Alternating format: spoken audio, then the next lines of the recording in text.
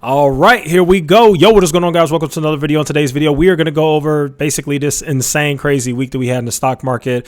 And so let's just go ahead and get right into the video. Let's actually look at my portfolio now. Remember, this is the market crash portfolio. This is really the only portfolio that I show. I don't show any of the other portfolios. Obviously, I've already explained this. The other portfolios are down. So I'm not saying that I'm some incredible market genius because my other portfolios, I'm still down. Even with the market back at 4,100, I'm still down.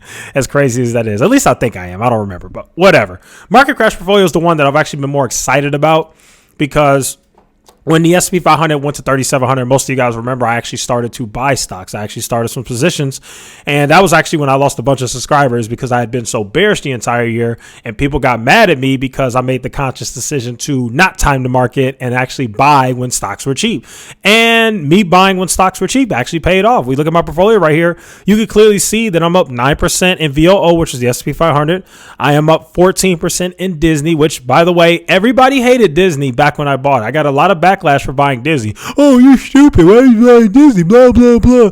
That just goes to show you guys, if you have a stock and you've done the research and you believe in it, screw what everybody else has to say. Forget what they have to say. But, you know, when you listen to Jeremy LaFave and me, Kevin, and Chris saying all day, then yeah, you're going to, you know, well, you're buying Disney. You should be buying Tattooed Chef, Palantir. Yeah. Anyway. Amazon has absolutely killed it for me. This is actually outstanding how well Amazon has done. As you can see, I am up 26% in Amazon in just a matter of like a month or however long it has been since I started to buy.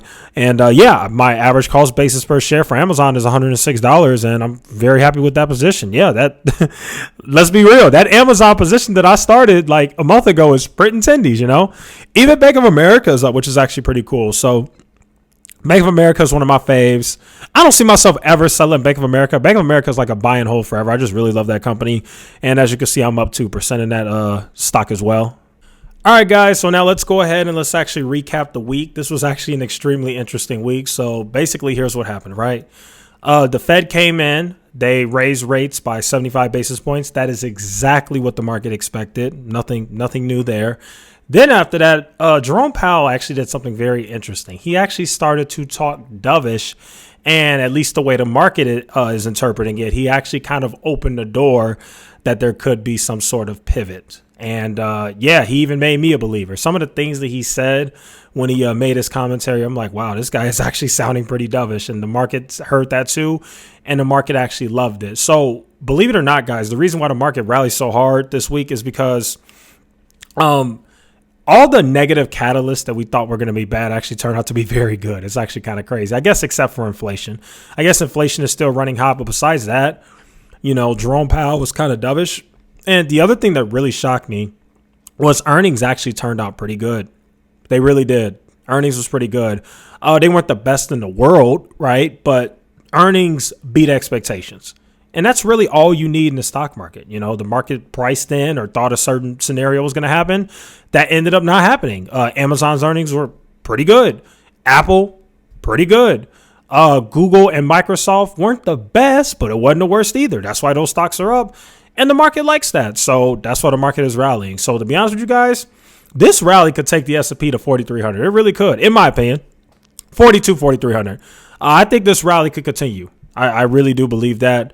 But let me make it extremely clear. I think we're due for another drop at some point. And I think this is where patience comes in, right? Because people think too short term.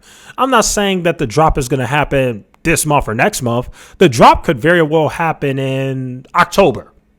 You know what I mean? Or maybe even further along than that. I don't know. I have no idea, but I suspect that at some point we're gonna get a giant drop, and it's just very important to remember you don't want to buy stocks just because they just go down a little bit or just because they're going up. Oh, this stock's going up, they beat earnings, let me buy. No, you want to buy companies that are fundamentally undervalued, and that's what I kind of try to do, and that's what I'm doing with the market crash portfolio. When a company gets to a point where it's undervalued, that's when you want to buy. My personal opinion, all of the companies that I bought when the S&P went to 3,700. I was like, okay, these companies have come down so much, and fundamentally they've just gotten to a point where I just think they're undervalued. So I bought them. And at this current point, do I want to buy at the top during all this euphoria momentum? Absolutely not, you know? So, yeah, for me, this is just the way I invest. You do not have to agree. If you want a dollar cost average and just buy every week, you go right ahead. My strategy is a little different. I'm going to wait for a pullback before I buy. That's just me. So, yeah, I'm waiting on the next pullback, and that's kind of where I'm at with it. All right, so why was the market so bullish? Why did the stock market absolutely roar this week? Why did the bulls just absolutely take over? Well, in my opinion, it's because earnings went really well. I think the market was pricing in bad earnings, and they got the opposite of what they thought would happen. Earnings actually turned out to be pretty dang good compared to expectations.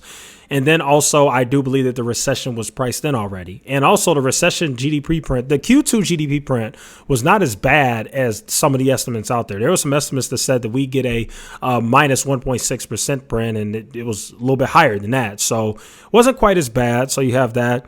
And then also think that the market believes that there is some chance that inflation is actually going to start going down. I think the market truly believes that. And so, you know, markets are forward looking. Markets are looking forward, and that's why people are bullish. So, yeah, overall, in my opinion, I do not think we're out of the woods yet. I'd be very careful. I would not buy stocks while the S&P is at freaking 4,100. That's just my opinion. Obviously, you can do what you want. But, yeah, I think we'll eventually get that next leg down again. And once we do, I'll be buying. So anyway, there you guys have it. That'll go ahead and conclude today's video. Thank you guys so much for watching. Feel free to like, share, and subscribe. See you guys in the next one.